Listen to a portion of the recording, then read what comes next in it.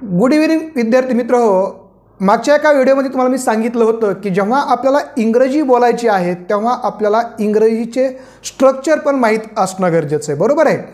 तर जर तुम्हाला स्ट्रक्चर माहीत असेल तरच तुम्हाला चांगल्या पद्धतीने सेंटेन्सेस बिल्डिंग करता येतील, आणि जर सेंटेन्सेस बिल्डिंग करता आले तरच स्पीकिंग करता येईल. तर कोणतीही भाषा ही वाक्याची बनलेली असते, मग वाक्याचं स्ट्रक्चरच माहीत नसेल तर वाक्य कशी बोलायची बरं. तर मग वाक्य एवढी जर इम्पॉर्टंट असतील तर आपण जेव्हा एखादी लँग्वेज बोलतो तेव्हा ती लँग्वेज बोलत असताना त्या सेंटेन्सचं पॅटर्न, त्याचं स्ट्रक्चर पण आपल्याला माहीत पाहिजे. मग बऱ्याच जणांना आपण जर प्रश्न विचारला की what is the structure of English sentences, तर अनेकाचे उत्तर येतात. अनेकाला माहीत आहे, अनेक जण सांगतात काय स्ट्रक्चर आहे इंग्लिशचं. तर बघा, अनेकांचं उत्तर काय असणार आहे, S plus V plus O हे उत्तर आहे, बरोबर आहे. मी तुम्हाला प्रश्न विचारल्या अनेकाच्या लक्षात पण हे आलं असेल की S plus V plus O हे स्ट्रक्चर आहे. पण मित्र हो, हे पूर्णपणे चुकीचं आहे.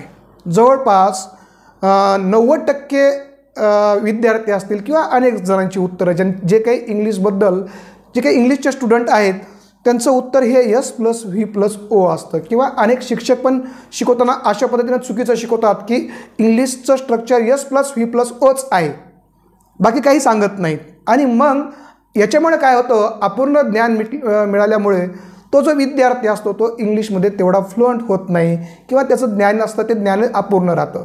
मग मी हे चुकीचं आहे असं का म्हणतो आहे, तर बघूया. मी देखील हा प्रश्न या ठिकाणी तुम्हाला आपल्या ह्याच्यावर विचारला होता, यूट्यूबला विचारला होता. आणि यूट्यूबमध्ये जवळपास 84% लोकांनी सांगितलं आहे की what is the structure of English.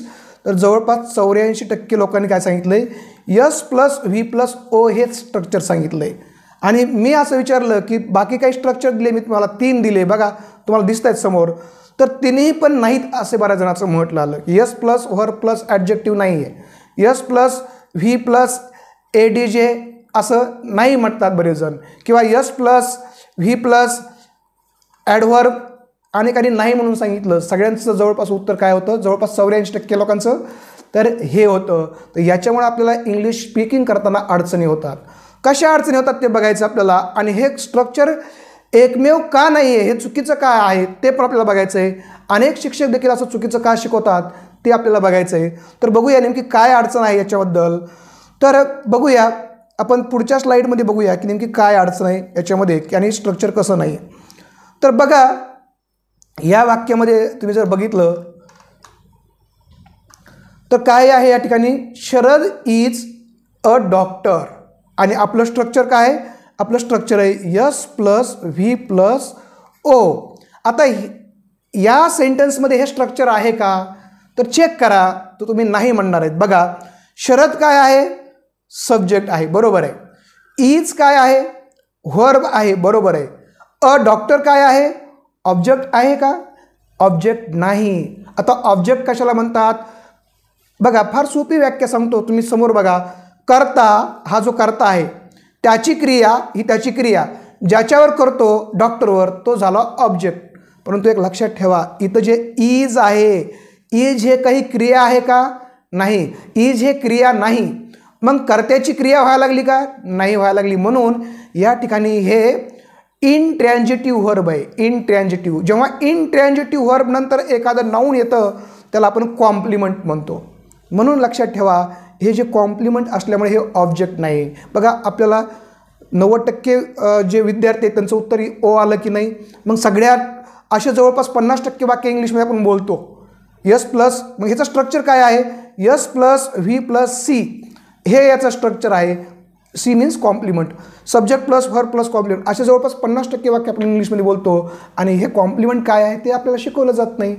मग कॉम्प्लिमेंट काय असतं, तर जेव्हा इनट्रान्झिटिव्ह व्हर्बच्या नंतर नाऊन येतं, प्रोनाऊन येतं किंवा ॲडजेक्टिव्ह येतं आणि ते कुणाबद्दल माहिती सांगतात, सब्जेक्टबद्दल माहिती सांगतात, तेव्हा कॉम्प्लिमेंट येतं. अशा प्रकारचे वाक्य देखील आपल्याला माहिती असले तर स्पीकिंग करायला सोपं जाईल. लक्षात आलं. आता पहिली गोष्ट कळाली की किती स्ट्रक्चर तुम्हाला कळाले, पहिलं S plus V plus O, आणि आता हे दुसरं काय आहे, S plus V plus C. दोन्ही स्ट्रक्चर तुम्हाला माहीत असणं गरजेचं आहे when you are speaking any particular language. Okay, आता अजून बघूया याच्यामध्ये काय प्रॉब्लेम आहे. दुसरं वाक्य बघा. आता तर बघा याच्यामध्ये, आता याच्यामध्ये ते स्ट्रक्चर लागू होतं का? काय स्ट्रक्चर आहे? यस प्लस व्ही प्लस इथं बसतं का? बघा गीता आहे, काय आहे? गीता सब्जेक्ट आहे, इज व्हर्ब आहे, दोन गोष्टी बरोबर झाल्या. आता ब्रेव काय आहे? ब्रेव ॲडजेक्टिव्ह आहे. मग ॲडजेक्टिव्ह कधी ऑब्जेक्ट असू शकतं का? मला सांगा. ॲडजेक्टिव्ह कधी ऑब्जेक्ट असू शकतं का? नाही, कधीही ॲडजेक्टिव्ह ऑब्जेक्ट असू शकत नाही. म्हणून या वाक्याचं सूत्र देखील S plus V plus O नाही. असे पण वाक्य जवळपास 25 ते 30% इंग्लिशमध्ये बोलतात. आणि मग कसं म्हणणार आपण की इंग्लिश सेंटेन्सचं structure S plus V plus O आहे? मग याचं स्ट्रक्चर काय आहे? याचं देखील स्ट्रक्चर आहे S plus V plus C. C means काय? कॉम्प्लिमेंट. कॉम्प्लिमेंट म्हणजे काय?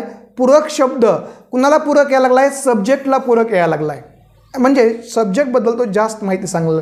अशी वाक्य देखील आपल्याला इंग्लिशमध्ये बोलावं लागतात. Geeta is brave, Geeta is clever, Geeta is tall. असे वाक्य आपण जेव्हा बोलतो तेव्हा आपल्याला हे लक्षात ठेवावं लागतं. Here tall, brave, great, these are the not objects.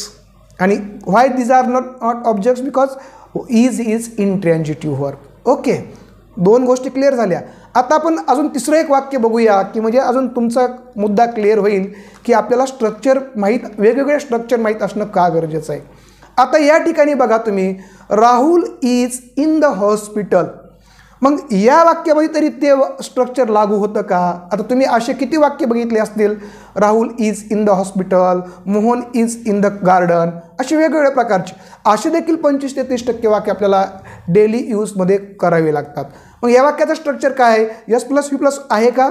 Yes plus V plus O आहे का? नो, नाही.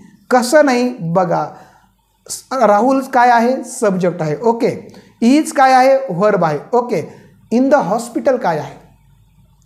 इन द हॉस्पिटल ऑब्जेक्ट आहे का? नाही. का नाही? कारण हे इंट्रान्झिटिव्ह व्हर्ब असल्यामुळे ते ऑब्जेक्ट होत नाही. मग हे काय आहे? तर ही एक प्रिपोजिशनल फ्रेज आहे. काय फ्रेज आहे?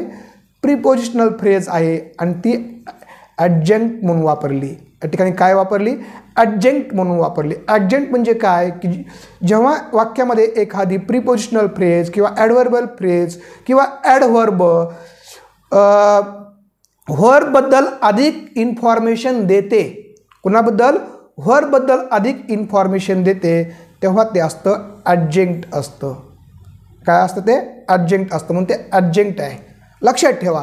म्हणून या वाक्याचं स्ट्रक्चर काय होईल? S plus V plus O नाही. ओ नाही. काय होईल? ॲडजंक्ट होईल. ॲडजंक्ट. ॲडजंक्ट होईल. म्हणून हे तुम्हाला शिकवलं का?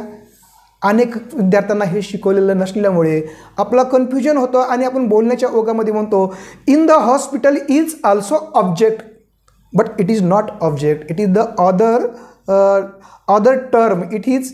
It has other name and that name is adjunct. मग तुम्ही म्हणाल इंग्लिश स्पीकिंग करताना हे गरजेचं आहे का समजणं? यस.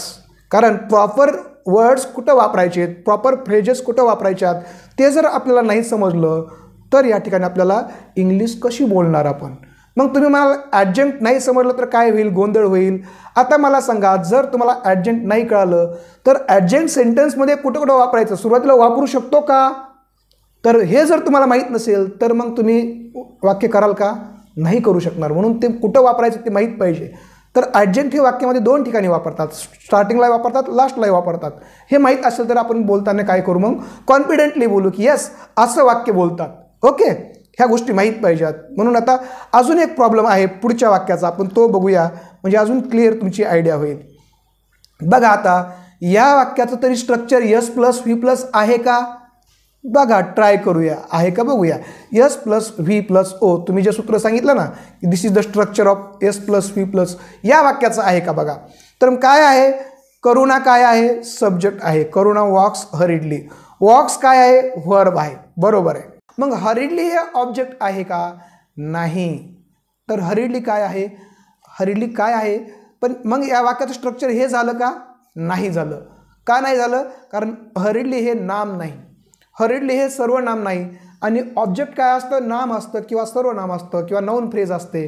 परंतु नाम पण नाही, नाउन फ्रेज पण नाही आणि सर्वनाम पण नाही. हे काय आहे हरिडली? हरिडली आहे ॲडव्हर्ब. मग हे ॲडव्हर्ब असल्यामुळे हे देखील ॲडजेंक्ट आहे. काय आहे? ॲडजेंक्ट आहे. ॲडजेंक्ट असल्यामुळे या वाक्याचं structure S plus V plus O होऊ शकतं का? नाही होऊ शकत. तर याचं स्ट्रक्चर काय आहे? S plus V plus A D J, adjunct. म्हणून आता तुमच्या लक्षात आलं असेल की आपल्याला जेव्हा तुम्हाला इंग्लिशमध्ये बोलायचं आहे तेव्हा तुम्हाला हे सगळे स्ट्रक्चर माहीत असणं गरजेचं आहे. कोणकोणते बरं? आता तुम्हाला मी कोणकोणते स्ट्रक्चर नवीन सांगितलेत की जे तुम्हाला माहीत नव्हते. तर हे तुम्ही सांगितलं मला S plus V plus O हे आहे, हे बरोबर आहे. इंग्लिशमध्ये हे वाक्य देखील 50% बोलतात, 40% समजूया आपण. दुसरं स्ट्रक्चर मी तुम्हाला कोण सांगितलं? S plus V plus C सांगितलं, कॉम्प्लिमेंट. हे वाक्य देखील इंग्लिशमध्ये 30% जवळपास बोलतात. नंतर वाक्य आहे यस प्लस व्ही प्लस ॲडजेंक्ट. काय सांगितलं? ॲडजेंक्ट सांगितलं. अशा वाक्य देखील 20-25% लोक बोलतात. अजून बरेच स्ट्रक्चर आहेत, याच्यामध्ये देखील बऱ्याच गोष्टी करता येतात.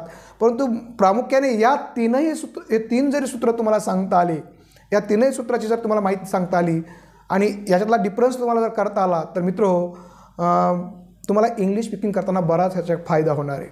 तर मला असं वाटतं की जेव्हा तुम्हाला इंग्रजी बोलायची आहे तेव्हा ह्या लहान लहान गोष्टी जर समजून घेतल्या तर इंग्लिश बोलणं सोपं जाईल. मित्रांनो, यासाठी मी आपल्याला एक इंग्लिश स्पीकिंगचा कोर्स सुरू केलेला आहे. या लहान लहान गोष्टीचा वापर करून माहिती घेऊन मी तुम्हाला ह्याच्यामध्ये शिकवणार आहे. जर तुम्हाला कोर्स जॉईन करायचा असेल तर आपण या ठिकाणी आपले डिस्क्रिप्शन बॉक्समध्ये लिंक दिलेली आहे किंवा कॉमेंट बॉक्समध्ये पण लिंक दिली आहे. त्या लिंकमधून तुम्ही व्हॉट्सअपला जॉईन होऊ शकता आणि इंग्लिशचा जो स्पीकिंग कोर्स आपण 5 तारखेला सुरू करणार आहे त्या कोर्समध्ये तुम्ही सहभागी होऊ शकता. हा जर व्हिडिओ आवडला असेल तर लाईक करा, सबस्क्राईब करायला विसरू नका आणि कॉमेंट करायला देखील विसरू नका. आणि जर व्हिडिओ आवडला तर मित्रहो शेअर करायला पण विसरू नका. धन्यवाद.